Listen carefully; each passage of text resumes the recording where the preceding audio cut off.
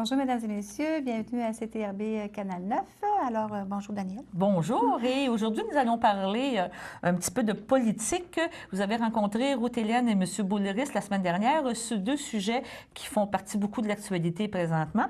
Le premier sujet, on a parlé de la fin du service postal et vous avez rencontré M. Boulris. Qui est M. Boulris? Bien, M. Boulris, c'est un député dans la région de Rosemont, député de NPD, qui est en même temps le porte-parole avec Hélène Ruth. Il la suit partout. C'est vraiment son aide en ce moment, son collaborateur, on peut dire. Okay. Et puis, c'est un monsieur qui, justement, est en train de un petit peu démanteler tout ce réseau qui est en train de se monter pour défaire le système postal. Pour abolir le système postal. Oui, et ça. Donc, il vous a parlé des impacts, entre autres? Oui, des impacts que ça aurait et des impacts quand même assez graves, des solutions qui pourraient être apportées comparées à d'autres pays qui ont eu des problèmes et qui se sont tournés vers d'autres solutions qui ont peut-être empêché que les gens perdent beaucoup d'emplois et le côté facteur. Le côté facteur, c'est ça. Et comme vous me faisiez mention, ce qu'on va avoir dans les extraits vidéo qu'on va avoir, bien que le facteur, c'est pas seulement le service de la Poste, il y a une partie communautaire, il y a une partie aussi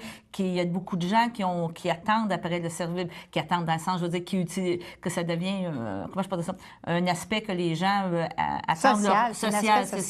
Social, d'avoir un service postal et le service aussi, que ça peut rendre. Si une personne a un renseignement à demander, elle va le demander au facteur, il va répondre tout de suite. Là. Si ça va avoir une machine... ça va être comme peser sur numéro 2, numéro 3, ça finira plus. Et ici, il y en est venu aussi en parler aussi du salaire là, des dirigeants et tout ça, qu'il y avait une possibilité d'avoir des économies. Oui. C'est quoi leur analyse qu'il y a à ce niveau-là? Oui. Donc, si vous voulez, on va écouter le reportage que vous avez fait avec M. Boulris et Mme Ruth Hélène. Bonjour, mesdames et messieurs. Ici Linda Loisel pour CTRB Canal 9, canal communautaire de Berthierville. Je suis en présence du député Ruth Hélène qui va nous parler de la conférence qui a eu lieu ici même. À l'Aqaba, n'est-ce pas? À propos des lois qui sortent en ce moment pour les produits postaux, pour la Poste, tout simplement. On a eu un monsieur qui nous a parlé de ça un peu plus tôt.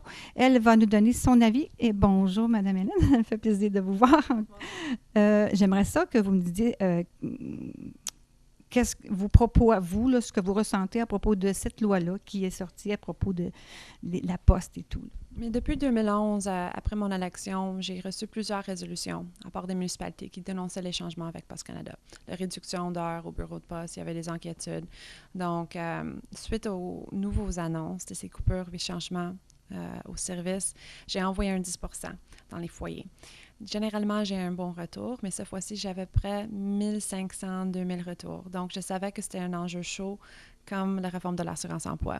Puis à cause, grâce à mon collègue qui fait une tournée sur Poste Canada, on a eu la chance de l'avoir ici à Berthierville, puis plus tard en l'après-midi à Louisville. Donc, on profite d'avoir Alexandre Bourris, le porte-parole pour le travail, mais aussi Poste Canada, qui est ici pour nous dire c'est quoi les impacts, qu'est-ce qu'on peut faire, des actions concrètes. On a aussi des représentants du syndicat. Puis aussi, on a invité des organismes et des groupes qui sont touchés par ces changements. Donc, il y a une augmentation du prix du timbre, réduction d'heures au bureau de service. Donc, ils nous chargent plus, mais ils font moins. C'est pas un super plan pour votre business, là. Non, puis on sait que Poste Canada a fait des profits 18 et 17 dernières années. Donc, il aurait dû faire peut-être d'autres choses, il y avait d'autres options, mais ça, c'est pourquoi on organise une journée d'action. Il y a des pétitions, j'ai des autocollants, on a plein de choses. On va vous parler aujourd'hui. J'espère que les gens vont être là et vont répondre parce que plus il y a de gens, plus ça nous dynamise, n'est-ce pas? Ça nous donne de l'énergie pour parler. Est-ce que vous allez aller à d'autres endroits? Ou si, comme vous dites, vous allez vous concentrer plus ici pour faire ce genre de promotion? Et le mois de janvier, j'ai participé à un gros marché à Ottawa. Il y avait à peu près 2000 personnes. Ça faisait moins 30 Oh, j'avais froid. Le 10 mai, j'ai participé à une marche à Trois-Rivières. Il y avait à peu près 150 personnes. Mais moi, je voulais faire quelque chose dans le comté de Berthier-Masconoget. Parce que souvent, les gens de l'ANREF ne vont pas se déplacer à Trois-Rivières. Donc, ça, c'est pourquoi j'ai organisé quelque chose à Berthierville, centrale, mais aussi à Louisville, au sous-sol de l'église. Donc, on fait 2 activités. Puis aussi, ce soir, on a une activité de financement pour l'association de comté de Berthier-Masconoget avec Alexandre Bourris. Mais c'est des actions concrètes dans le comté parce qu'on se tient à nos facteurs puis nos services postaux. Alexandre Boulris, c'est un monsieur qui connaît son affaire parce qu'il travaille dans ce niveau-là, à travers les postes, c'est vraiment son domaine. Est-ce que vous l'avez rencontré à cause de ce projet-là ou vous le connaissiez déjà, M. Bourris? Moi, je le connais très bien. Lui fait partie de l'opposition officielle. Ça fait 3 ans qu'on travaille ensemble. On a eu la chance de travailler sur certains dossiers déjà. On a fait des entrevues. On a fait Tout le monde en parle ensemble en 2011. Donc, on se connaît bien. Puis, je suis vraiment heureuse puis fière de l'avoir dans le comté. Alors, ça fait du bien de travailler avec quelqu'un qui a une bonne chimie et qui s'en va dans la même direction que vous, hein, c'est ça? On a une équipe super dynamique à la Chambre des communes. Je voudrais vous féliciter pour votre français. Hein? Elle parle bien français, n'est-ce pas, mesdames et messieurs? C'est pas évident. Ouais. C'est pas évident. Au début, c'était un petit manque de confiance, mais maintenant, je travaille à 100% en français. C'est rare, je parle anglais. Un petit accent, mais c'est juste cute. Oui, merci. Alors, on va vous souhaiter bonne chance dans tout ce projet que vous êtes en train de vous battre, finalement. C'est une bataille, n'est-ce pas? Exact. On ne baisse pas les bras, puis on est ensemble. Quand on travaille ensemble, on est plus fort. Donc, ça, c'est pourquoi c'est important de dire non quand on voit quelque chose, qu'on n'est pas d'accord. On doit dénoncer, puis on doit se mobiliser, parce qu'on ne baisse pas les bras. C'est une très bonne tactique. Oui, on est presque. Merci beaucoup, Mme Hélène. Je vous souhaite bonne chance dans tout. Alors, c'était Ruth Hélène pour CTRB Canal 9 qui nous parlait du problème des postes qu'il faut essayer de régler le mieux possible. Alors, bonne journée à tous. Alors, bonjour, mesdames et messieurs. Ici Linda Loisel pour CTRB, le canal communautaire de Berthierville. Aujourd'hui, je vais parler avec M. Boulris, pas me tromper, qui dans le fond, dites-moi donc ce que vous êtes. Expliquez aux gens. C'est assez simple. Je suis député pour le NPD d'un comté de Montréal qui s'appelle Rosemont-Petite-Patrie. Je suis critique de l'opposition officielle en matière de travail et puis récemment, début de l'année, critique également pour Post Canada. On va en parler un peu de Post Canada. On est là pour ça, n'est-ce pas? Vous avez fait des tournées un peu partout autour du Québec et là, vous êtes ici aujourd'hui et vous faites un genre de petite conférence à ce propos-là pour sensibiliser les gens. Comment ça se passe? Comment les gens réagissent? Quelle est votre position pour commencer?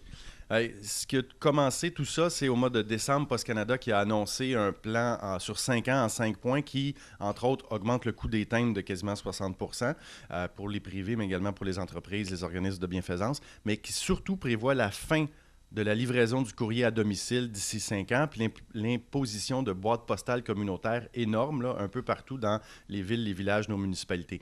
Alors, ça a provoqué énormément de réactions. Les gens sont attachés à ce service-là, ils veulent recevoir leurs lettres et leurs colis à la maison, puis aiment leurs facteurs généralement. Et alors, ça a provoqué vraiment une grosse opposition de la part de la population. Et là, je fais une tournée régionale à travers le Québec ce printemps, mais également juste au début de l'été. Et à l'automne, ça va être dans le reste du Canada, l'Ontario notamment. Les gens viennent aux assemblées publiques, écoutent les informations, posent des questions, mais après ça, ressortent motivés avec des pétitions, des autocollants, des affiches pour dire qu'on tient à notre service postal puis on veut garder nos facteurs. Donc, la plupart des gens sont vraiment en faveur de demeurer avec l'ancien système pour plusieurs raisons logiques, dont vous pourriez peut-être en énumérer. Mais écoutez, ça serait... Si on va de l'avant avec ces coupures de services-là, on serait le seul pays du G7 à être incapable de livrer la poste à la maison. Ce qui n'est pas un honneur fantastique, qui, en plus de ça, provoque la perte de potentiellement de 6 à 8 000 emplois qui vont disparaître pour nos jeunes un peu partout dans les villes ou en région où il n'y a pas beaucoup d'emplois généralement. Alors, nous, on pense que Post Canada a la capacité de continuer d'offrir ce service-là. Et quand on a posé la question à Deepak Chopra, qui est le PDG de Post Canada en comité parlementaire, pour lui dire « Est-ce que vous avez pensé à l'impact concret pour les personnes accidentées, handicapées, à mobilité réduite ou alors nos aînés? » M. Deepak Chopra, il a dit en comité « Ah, vous savez, c'est une bonne chose pour nos personnes âgées, ça va les forcer à sortir dehors puis faire de l'exercice. » Ah, c'est merveilleux, hein? Ça montre à quel point ils sont sensibles et aux besoins des gens et respectueux des cas qui peuvent être problèmes. Quand j'ai posé à Ottawa la question aux gens de Post Canada, oui, mais quelqu'un qui ne peut pas sortir de chez elle pour aller chercher son courrier, il dit, c'est pas grave, on va donner une deuxième clé pour sa boîte postale, puis il demandera à quelqu'un d'aller chercher son courrier pour lui. Donc, quelqu'un, c'est qui ça, quelqu'un? C'est qui? On ne le sait pas. Ça peut être un ami, un membre de la famille, mais dans le fond, c'est quelqu'un qui est déjà dépendant et on augmente sa dépendance. En région rurale, les endroits où il n'y a plus de livraison sur les rangs là, à domicile, il y a une évaluation qui a été faite par l'Association des maîtres des postes. Ça veut dire en moyenne 14 km pour se rendre à la boîte postale la plus proche pour aller chercher son courrier. On va forcer tout le monde à prendre sa voiture, à sortir, à polluer encore plus puis à se promener, alors que ce service-là, on pourrait continuer de l'offrir. Post Canada, là, oui, il y a des adaptations à faire, il y a des changements à apporter. Mais dans les 19 dernières années, Post Canada a fait des profits 17 années sur ces 19-là. Alors, ce n'est pas non plus là, la fin du monde puis la catastrophe. Et nous, ce qu'on dit, c'est regardons aussi des alternatives pour que Post Canada augmente ses revenus. Investir plus dans les livraisons du colis. On dit les gens magasinent sur Internet. Mais magasiner sur Internet, c'est pas parce que tu viens de faire clic avec ta souris que ça apparaît sur ton bureau. Il faut quand même mettre ça dans une boîte puis quelqu'un l'amène chez vous. Alors ça, c'est en progression, mais on pense que Post Canada pourrait faire mieux. Également, Post Canada pourrait offrir des services bancaires de base. Comme la plupart des pays industrialisés dans le monde, ça se fait en France, en Suisse, en Italie, en Nouvelle-Zélande, au Japon. Ça fonctionne très, très bien. Et ce qui est drôle, Post Canada a offert des services bancaires jusqu'en 1968. C'est toujours le règlement qui permet ça, est toujours dans la loi. On n'aurait même pas besoin de faire un changement législatif. Ils pourraient décider de prendre... Écoutez, ils ont 6400 bureaux de poste à travers le Canada. Ça, là, c'est une force incroyable, c'est un actif incroyable. C'est très beaucoup, ça. Oui, c'est beaucoup. Ils sont capables de rejoindre des gens que des fois, personne d'autre pourrait rejoindre. Vous savez qu'il y a pratiquement 1 million de Canadiens qui n'ont pas de compte en banque. Quand ces gens-là ont un travail puis se font payer avec un chèque ou reçoivent un chèque du gouvernement, où est-ce qu'ils doivent aller? À InstaChèque, qui prend 8, 9, 10 % de commission pour changer leur chèque. Alors, nous, ce qu'on dit, c'est regardons ces possibilités-là. Malheureusement, on n'a pas de collaboration de la part de Post Canada. On leur a dit, est-ce que vous avez évalué la possibilité de redonner des services bancaires? Ils nous ont dit oui. Est-ce que vous avez fait une étude là-dessus pour l'évaluer? Ils nous ont dit oui. On a dit, est-ce qu'on peut avoir l'étude? Ils nous ont dit non. Là, il y a un journaliste du Canada anglais qui a fait une demande d'accès à l'information. L'étude en question existe, il l'a obtenue. Elle fait 811 pages. Mais sur les 811 pages, il y a 701 pages qui ont été carrément biffées. C'est des pages blanches. Parce qu'ils ont dit que c'est de l'information stratégique, on ne voudra pas mettre ça sur la place publique. Pourquoi l'écrire si on la biffe? Voilà, pourquoi l'écrire si on la biffe? Et nous, ça ne nous permet pas de savoir si on fait un travail sérieux, puis c'est quoi les motifs réels de dire on ne va pas offrir des services bancaires. J'ai posé encore la question à des représentants, ils ont dit on n'a pas l'expertise pour le faire. Le reste du monde, les services postaux sont capables de le faire. Pourquoi nous, on serait incapable de le faire? Pourquoi on serait incapable de l'apprendre? En 2002, en Nouvelle-Zélande, le service postal était à la baisse, comme on voit un peu partout dans le monde. Ils se sont dit, qu'est-ce qu'on pourrait faire pour s'améliorer? Ils ont créé une banque, la Kiwi Bank, qui a un joli nom en plus. La Kiwi Bank, en 5 ans, 15 % des Néo-Zélandais se sont ouverts un compte à la Kiwi Bank. Et aujourd'hui, dans les revenus, dans les profits plutôt des services postaux néo-zélandais, 70 % vient de la Kiwi Bank. Alors, c'est très bon. Au Japon, c'est le Japan Post est la plus grande banque de dépôt direct privée au monde, avec plus de 100 milliards d'actifs. Alors nous, ce qu'on dit, on ne voulait pas que les gens aillent au comptoir postal pour jouer à la bourse puis acheter des actions puis des affaires compliquées, mais avoir un compte en banque, être capable de faire un dépôt, de changer un chèque, de faire un retrait, des choses normales que Post Canada pourrait apprendre à faire très rapidement et qui permettraient en sorte d'assurer la viabilité économique de Post Canada pour l'avenir. Et tu ne serais pas obligé... c'est bon, là, ce que vous apportez comme point, parce que moi, je suis ici seulement depuis 2 semaines. J'ai eu un chèque de paye à un moment donné, mais dans mon coin, je n'avais pas de banque. Il n'y a personne qui voulait m'ouvrir un compte tout de suite. J'avais besoin de l'argent tout de suite.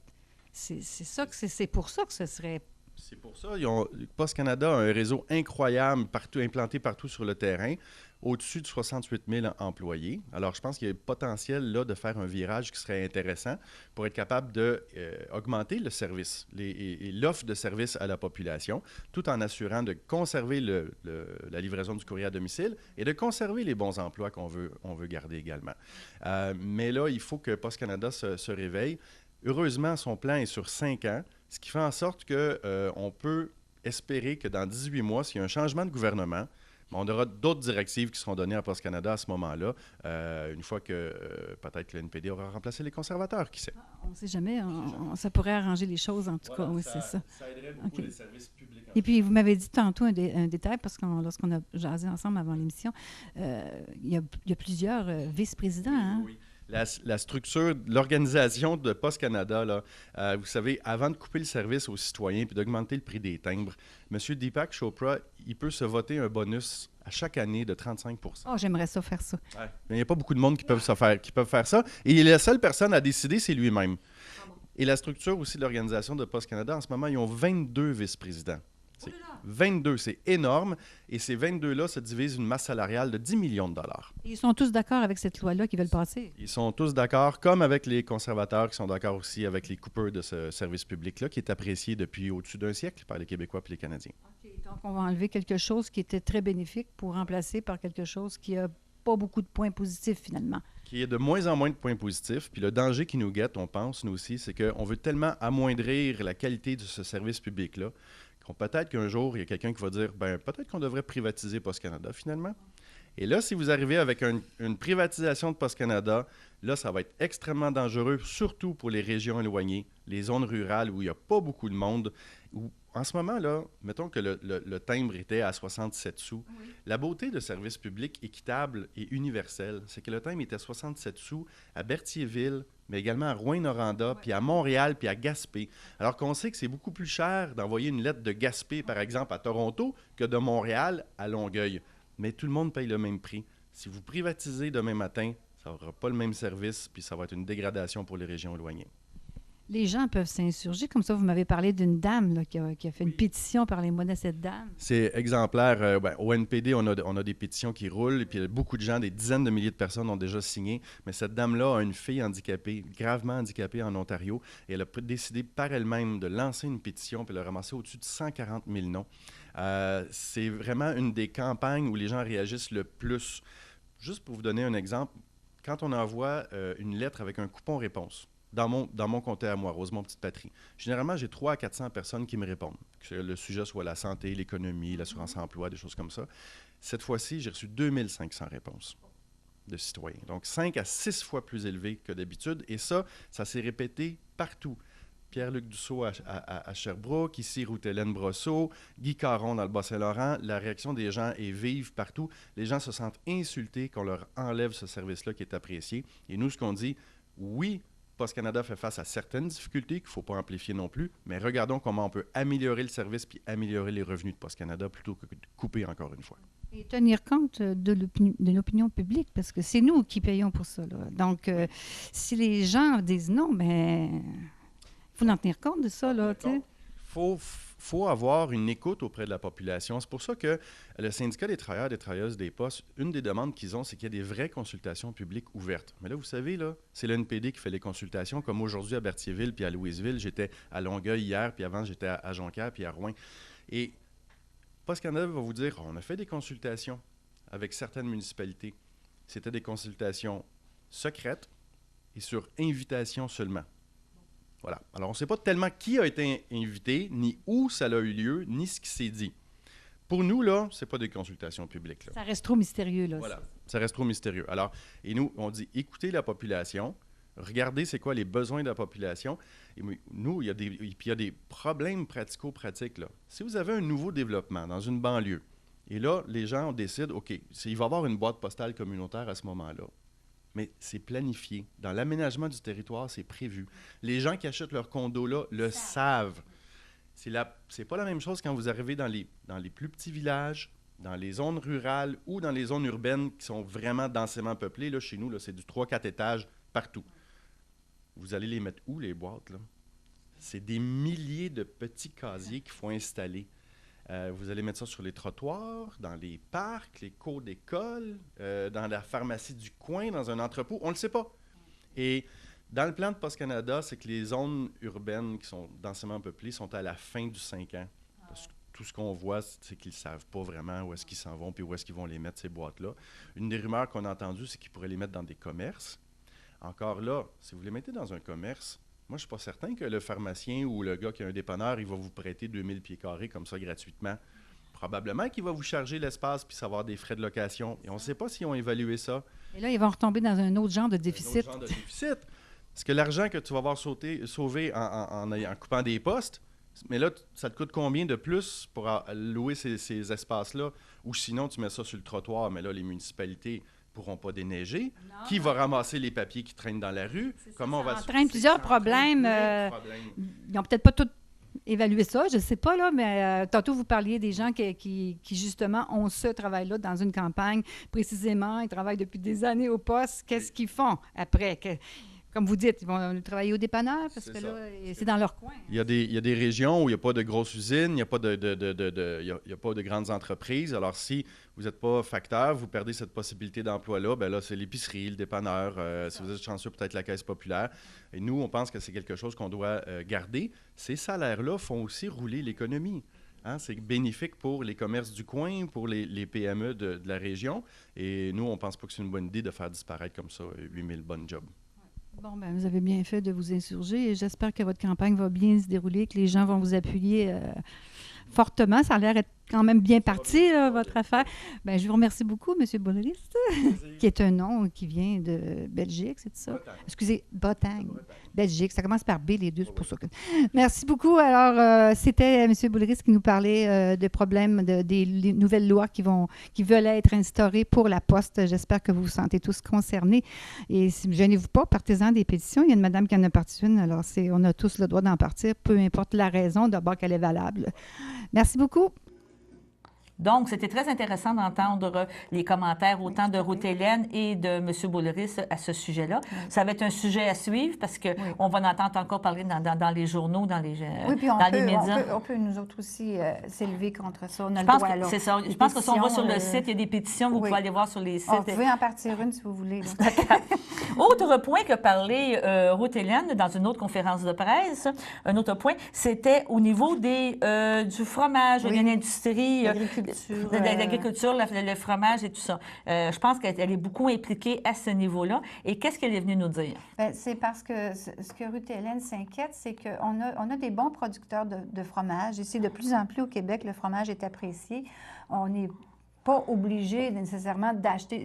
Les fromages, d'ailleurs, sont très bons aussi, mais on voudrait encourager l'économie ici qui se fait. Favoriser le local au détriment, qui est peut-être fait présentement au détriment de l'exportation, parce qu'il faut s'entendre qu'il y a eu une nouvelle entente d'accord de libre-échange au niveau européen et Canada. Et une des craintes est au niveau, justement, de la production, on pourrait dire, de fromage et de production laitière, parce qu'il y a beaucoup de fromages européens qui risquent de venir être vendu ici au Québec et ça peut nuire éventuellement à la production ici. C'est que le gouvernement, elle va nous l'expliquer un petit peu, le gouvernement, il connaît beaucoup de choses à ce niveau-là, puis il tient beaucoup les agriculteurs dans le secret. Ils ne savent pas trop ce qui se passe. Fait que, quand tu ne sais pas où tu t'en vas, bien, tu as peur d'investir. C'est ça.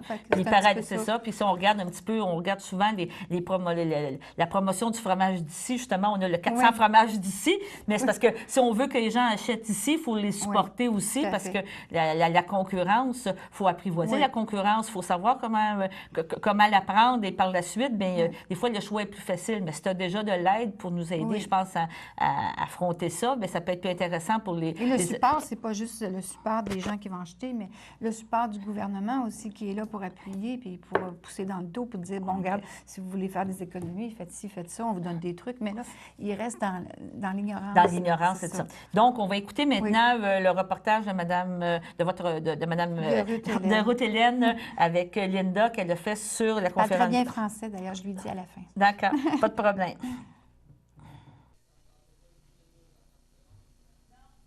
Alors, bonjour, mesdames et messieurs. Je suis aujourd'hui en présence de la députée Ruth Hélène qui a eu une conférence à propos de l'agriculture, des agriculteurs et les produits laitiers et les produits de fromage qui sont un dérivé des produits laitiers. Elle va nous parler de cette conférence qui a eu lieu il y a quelques moments à peine. Bonjour, ça va bien, Madame Hélène? J'aimerais ça que vous nous disiez un petit peu ce qui s'est passé durant la conférence, comment ça s'est passé. Donc, hier, on a fait une conférence de presse sur ma motion qui était déposée à peine quelques mois. La semaine prochaine, ça va être débattu à la Chambre des communes. Donc, ma motion vise à venir en aide pour les producteurs laitiers puis fromage. Parce qu'avec l'accord, en principe, avec l'Union européenne, on va importer 17 700 tonnes de fromage sur le marché canadien. Donc, ça touche la gestion de l'offre. C'est une attaque directe. Donc, on va avoir des pertes ici au Canada pour l'industrie laitière et fromagère de 450 millions par année.